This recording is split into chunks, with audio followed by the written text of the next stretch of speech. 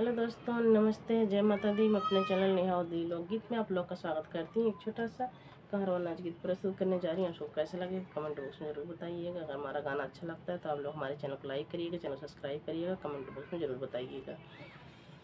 सासुरे से डोली आई डोली संग कहारवा मोरे बीरनवा रोइना, मोरे बीरनवा रोइना, मोरे बीरनवा रोइना। बहिनी चाली मोरे ससुरवा मोरे बीरनवा रोइना, बहिनी चाली मोरे ससुरवा मोरे बीरनवा रोइना।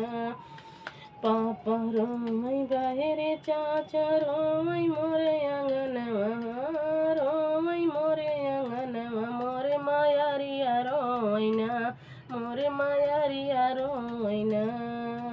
दई के कवारिया मोरे मायारिया रोइना, हमके दई के कवारिया मोरे मायारिया रोइना। सासुरे से डोली आई डोली संग कहारवा मोरे बीरनवा रोइना, मोरे बीरनवा रोइना।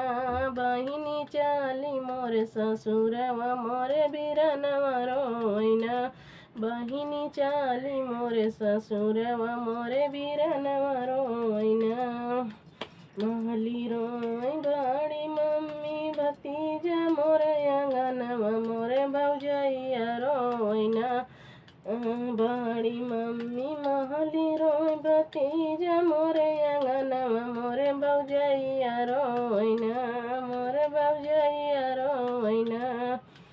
काई के विदैया मोरे भौजैया रोइना, वो तकारी के विदैया मोरे भौजैया रोइना।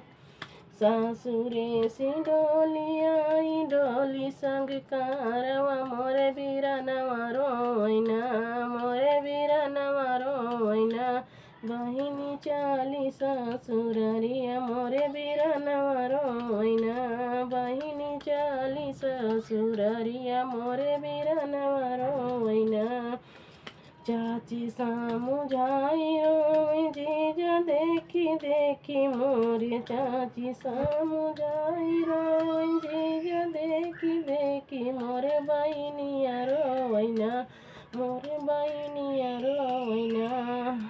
माड़वा पकड़ के मोरे बहिनिया रोइना, माड़वा पकड़ के मोरे बहिनिया रोइना। सासुरे से डोली आई डोली संग कहारवा मोरे बीरनवा रोइना, मोरे बीरनवा रोइना। बहिनी चाली ससुररिया मोरे बीरनवा रोइना, बहिनी चाली ससुररिया मोरे बीरनवा रोइना।